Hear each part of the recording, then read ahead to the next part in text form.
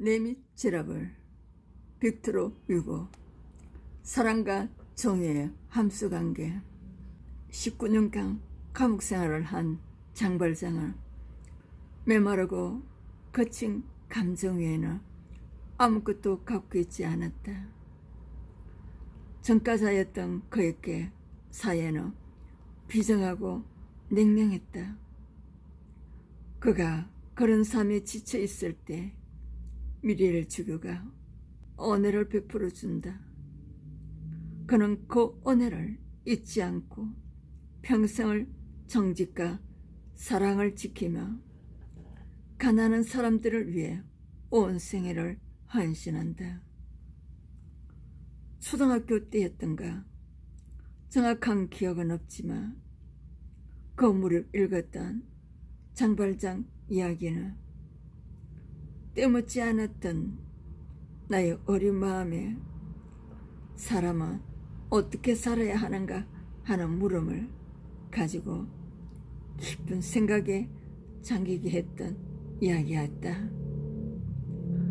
중학생이 되어 학교 단체로 극장에 가서 보았던 장발장 영화는 더욱 그의 생애에 대한 관심을 갖게 했다.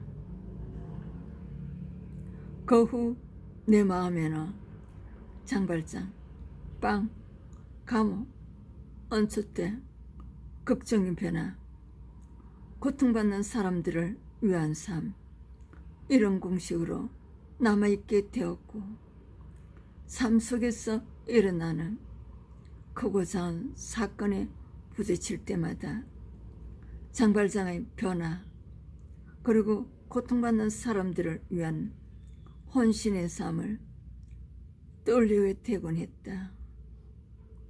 그는 내가 닮고 싶은 훌륭한 인물을 넓은들이었다. 비참한 사람들이라는 뜻을 가진 이 작품은 프랑스의 모노 빅토르 유고가 1800년대 봉건 시대와 혁명의 와중에 살고 있던 프랑스 사람들의 비참한 삶과 그 가운데서 발휘되는 사랑과 용서, 정의를 그의 깊은 문학성으로 장중하게 구현한 작품이다. 빅토르 유고는 1802년에 나폴레옹군의 장교였던 아버지와 왕가를 존중하는 어머니 사이에서 막내 아들로 태어났다. 이때는 18세기 말이야 프랑스 혁명 이후 극도로 사회가 혼란할 때 샛별같이 나타났던 나폴레옹이 잠시 프랑스를 사회 혼란에서 구하고 유럽 쪽에 그 위세를 떨치다가 위틀러 전투에서 패하여 세인트 헬레나 섬에서 운명한 후였다. 그 후 프랑스는 옛날에 왕조가 복구되어 잠시 왕정이 실시되었으나 한번 자유의 맛을 본 국민들이 옛날 봉건 시대로 돌아가는 것을 용납하지 않고 다시 혁명을 일으켜 국민이 왕이라는 누이 필립을 왕으로 세웠다. 그러나 이후에 혁명이 다시 일어났고 이 틈을 타서 나폴레옹의 조카가 스스로 황제 노릇을 했다.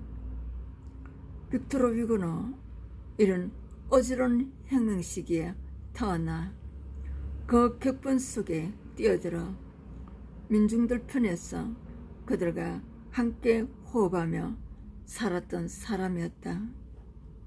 그는 국민을 위한 자유와 평등을 정치의 선에서 실현시키고자 국회의원이 되어 일하기도 했고, 나폴레옹 3세가 황제가 되었을 때는 15년간이나 망명생활을 하기도 하였다. 네미체라브는 그가 이처럼 망명생활을 하던 중에 쓰여진 작품이다. 자유, 평등, 박애는 빅토르 유고의 평생을 지배하고 그를 이끌어갔던 한 목표였다. 가난하고 핍박받는 사람들에 대한 애정은 그로 하여금 그들 편에서 그들을 위하여 일하게 했다. 그는 그들을 위해 시와 소설을 썼다. 이름도 없는 사람들, 사회의 불평등과 냉대 속에서 더 나빠질 수밖에 없는 사람들, 그들의 영혼을 구하고 사회를 밝게 하는 길은 오직 그들을 이해하고 사랑을 주며 무엇보다도 그들을 한 떳떳한 인간으로 대해야 하는 길밖에 없다는 것을 그는 역설하였다. 그는 작품 속에서 이런 말을 한다. 사회가 나쁘며 사람은 도둑질을 한다. 횡 목사가 또 지독한 곳이었어. 그것을 다녀온 사람들은 이번에는 살인자가 된다라고.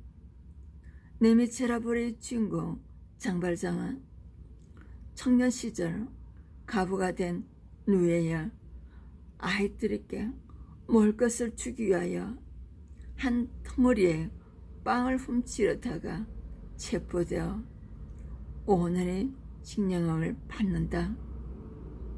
그는 자신이 없으며 굶을 수밖에 없는 아이들을 위해 몇 번 탈주하다가 붙잡혀 그때마다 가장되는 옥살이를 당하게 되어 결국은 19년이라는 긴 세월을 감옥살이를 하고야 석방된다.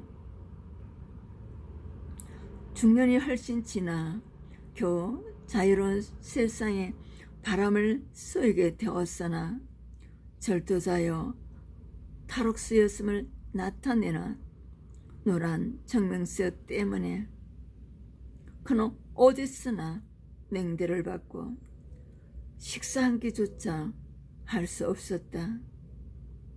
배는 고프고 잠잘 곳도 없어 지쳐 있을 때 그는 성당의 미리엘 주교의 따뜻한 영접을 받고 거기서 하룻밤을 쉬게 된다. 그러나 한밤중 깨어난 그는 본능이 되다시피 한 나쁜 버릇으로 주교의 엉그럭들을 훔친다. 도망하다가 경찰에 잡힌 그에게 주교는 오히려 언초대까지 주며 경찰에게 그 엉그럭은 내가 주었느라고 거짓말로 변해해준다. 생전 처음으로 경험한 이 친절과 간혹의 감격한 그는 이후부터 새로운 삶을 살기로 마음 깊이 다짐했다. 거후 그는 한 조그만 도시에서 자신을 숨기고 사업을 하여 큰 부자가 된다. 부자가 된 그는 가난한 이들을 돌보는 등의 많은 덕행을 쌓은 공로로 그 도시의 시장까지 되었다. 이므로 그는 자신의 공장에서 일하다가 사생활을 키우고 있다는 이유로 공장 매니저에게 쫓겨나 비참하게 살아가다 한 가엾은 여인 팡틴을 감옥에 들어가기 직전 구출해준다. 그러나 그가 덕행을 쌓으며 쌓을수록 그를 줄기차게 허심하는 사람이 있었으니 그가 곧 자벨의 형사였다. 자벨의 형사가 어떻게든 장발장의 정체를 밝혀내려고 애쓰고 있을 때 장발장은 누군가가 자기로 오해를 받아 감옥을 가게 되었다는 소식을 듣는다. 고민하던 장발장은 스스로 자신의 정체를 밝히고 그 사람을 놓아주도록 하였다. 이후 장발장은 쫓기는 몸이 되었으나 그 와중에서도 전에 구출해준 여인의 사색 아이 코제트로 자신의 수양딸로 삼아 기르면서 많은 기쁨을 느낀다. 그로부터 9년 후 당시 혁명파에 가담하고 있던 마리우스라는 청년이 아름답게 성장한 코제트를 보고 연정을 느낀다. 이 사실을 알게 된 장발장은 말할 수 없는 애정 속에서 키운 코제트를 빼앗긴다는 생각에 잠시 질투의 감정을 느끼나 곧 혁명의 와중에 마리우스가 죽게 될 것을 알게 된다. 그러나 그는 자신은 사사로운 감정을 뒤로한 채 위험을 무릅쓰고 마리우스의 곁으로 달려가 부상당한 그를 구출해준다. 마리우스를 구출해주기 바로 전 그는 혁명당원에게 붙잡혀 꼼짝없이 죽게 된 자별의 형사를 죽일 수 있는 기회가 있었다. 그러나 그는 혁명당원들에게 그를 자신이 처형하겠다고 말하고는 포박당한 그를 밖으로 데리고 나가 놓아준다. 그리고는 허공에다 총을 한 방 쏘아서 마치 자비를 처형한 것처럼 했다. 자비의 형사는 이 뜻하지 않은 짧은 발장의 행위로 인해 깊은 생각에 잠겼다.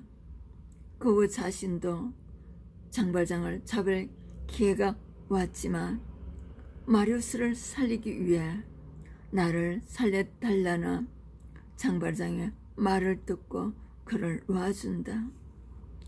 그 후 그는 자신의 이러한 일련의 행위들에 대해 깊은 범위를 느끼기 시작한다. 일생 동안 인정이나 친절, 간용 같은 말과는 아무런 상관없이 오직 의무와 구의를 지키는 것에만 온 힘을 기울여왔던 자벨이었다. 그는 그 어떤 인간이 되었어도 아무런 연민이나 동정 같은 것을 품어본 적이 없었다. 그저 죄수를 감옥에 넣고 악을 풀하는 것만이 하나님의 정의를 실천하는 것이라고 믿었다.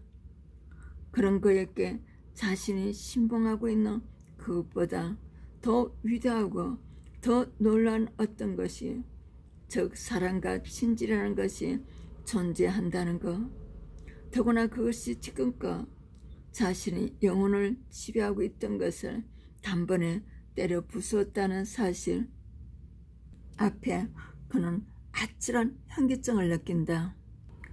그는 50여 평생 한 번도 위반해 보지 않았던 법을 지금 막 그의 감정을 지배하기 시작한 사랑과 친절이라는 이유로 폼했다. 절대로 놓아주어서는 안 되는 죄수 장발장을 자기 스스로 놓아준 것이다. 법을 어겼다는 양심의 고통과 그 양심보다 더 위대하다고 할 수밖에 없는 사랑의 엄성 앞에 어찌할 바를 모르고 떨던 그는 끝내 소용돌이치는 새너 강에 수신하여 죽고 만다. 장발장의 무한한 헌신의 노력으로 생명을 구한 마리우스와 코제트는 소원대로 결혼을 한다. 마리우스는 처음에는 장발장을 살인자로 의심했었으나 오히려 그가 자기를 구해준 사람임을 알고 코제트와 함께 장발장을 찾아와 당신이야말로 진정한 성자라고 토로한다. 사랑과 평화가 깃든 이 시간, 장발장은 그의 말을 들으며 고요히 숨을 거둔다. 이 작품을 줄기차게 이끌고 가는 한 가지 주제는 사랑, 용서 외에도 쫓기는 자와 또 쫓는 자의 강렬한 대조이다. 이런 역학적인 두 사람의 관계가 있기에 이 책은 긴장감 있고 한번 손에 잡으며 놀 줄 모르게 된다. 현실적으로는 제인이요, 쫓기는 자의 장발장과 당당히 죄수를 쫓을 권리를 가지고 끊임없이 장발을 쫓는 자벨의 형사, 이 두 사람은 모두 기독교인들이다.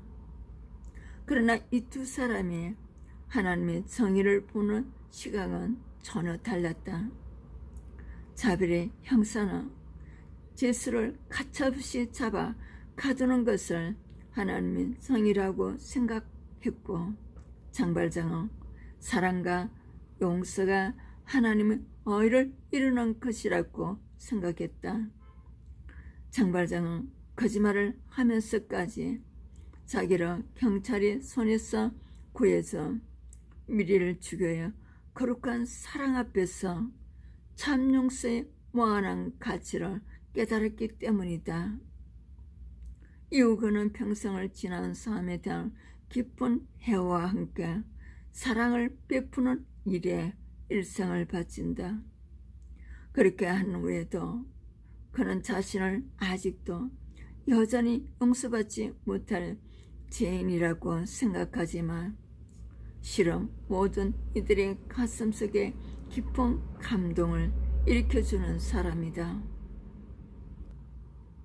그에 비해 자벨의 형사는 평생 자신이 가장 정의로운 사람이라고 여기며 살아오다가 한낱 죄수로부터 사랑의 진정한 가치를 배우고 그 엄청난 사랑의 힘 앞에 스스로 무너져 버리는 사람이다. 정직과 양심의 자리를 위해 기꺼이 고통의 길을 택하여 가면 일생 동안 자신을 괴롭혔던 사랑까지 용서할 수 있는 이 해를 초월한 사랑, 이것이야말로 얼마나 값진 것인가를 온 전신으로 체험하게 해주는 장발장의 삶을 통해 자신의 신조가 산산이 부서졌다. 정의의 칼날이 사랑의 뜨거움으로 인해 녹아버린 것이다. 레미제라블에서는 이러한 줄거리 외에도 1830년대 혁명과 폭동으로 들끓었던 파리의 현실이 배경으로 등장한다. 그 중에서도 가난한 사람들과 어린이들이 합세하여 일으킨 혁명의 깃발은 영화에서야 합창만큼이나 크다는 울림을 준다. 그러게 이 작품을 혁명의 관점에서 볼 것인가, 사랑의 관점에서 볼 것인가를 놓고 많은 의견들이 엇갈린다. 그러나 이 작품이 프랑스 혁명의 역사를 배경으로 삼았다 하더라도 보잘것없는 떠돌이 죄수를 향한 미리엘 주교의 사랑과 그 사랑에 감동된 한 죄수의 삶 속에서 피어나는 그리스도의 사랑이 이 책의 진짜 주제라는 것을 부인할 수 없다. 그리고 이 책은 바로 이런 주제 때문에 사람들에게 감동을 주는 책이 되었다. 아무리 긴 세월이 가도 사람들 영혼 속에서 샘처럼 솟아나는 사랑에 대한 갈망과 그 영혼들에 대한 한없는 애정을 가지고 쓴 작품이기에 레미제라블은 불후의 명작으로 영원히 사람들의 마음속에 자리 잡게 된 것이다. 그는 잠자네. 비록 그의 운명은 기구했구나. 그는 살았네. 자기의 천사가 없어지자 그는 죽었네. 올 일은 오고야 말았네.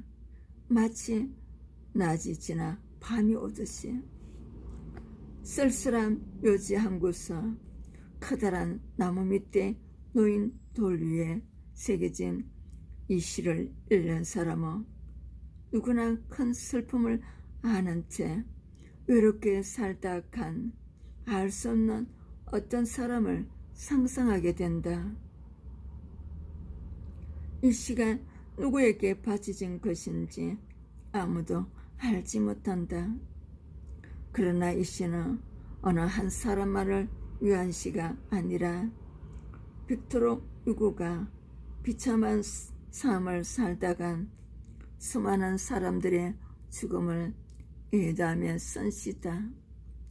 우리는 이 시를 통해 빅토르 유고가 장발장애나 팡틴 혁명 중에 죽은 사람들뿐만 아니라 끊임없이 장발장애께 총을 겨누며 쫓아다니던 자별의 형사까지도 커다란 애정을 가지고 끌어안았던 사람이었음을 알게 된다. 네미체라브는 2013년 벽두부터 미국과 한국 영화관의 화제가 되었다. 이 작품은 그동안 여러 번 영화화 되었지만 이번에는 뉴욕 브로드웨이에서 공연되었던 뮤지컬의 음악을 그대로 사용한 것이 특이하다. 톰 호프 감독에 의해 만들어진 이 영화는 열정적이고도 힘찬 휴직맨, 장발장녀, 본면에 쌓인던 묵직한 너셀 크로우, 자별의 역, 그것이없이 감미롭고 가련하고 아름다운 목소리의 앤 해서웨이, 팡틴녀, 성하고 예쁜 아만다 사이프리드 코제트여, 젊은 정열이 넘치는 에드 네드민 마리우스여, 비련에 잠긴 슬픈 목소리에 사만다 바카사 에포닌 역의 노래들이 극장 가득 울려 퍼지면서 가슴 벅찬 감동을 선사했다. 세상의 북자의 회짐에 따라 선악의 분별이 희미해지고 사랑이 식어 버린 것처럼 보이는 현실이지만 그래도 사람들의 영혼 깊숙한 곳에는 사랑과 정의, 용서에 대한 갈망이 결코 식지 않았다는 것을 보여주는 감동의 시간이었다.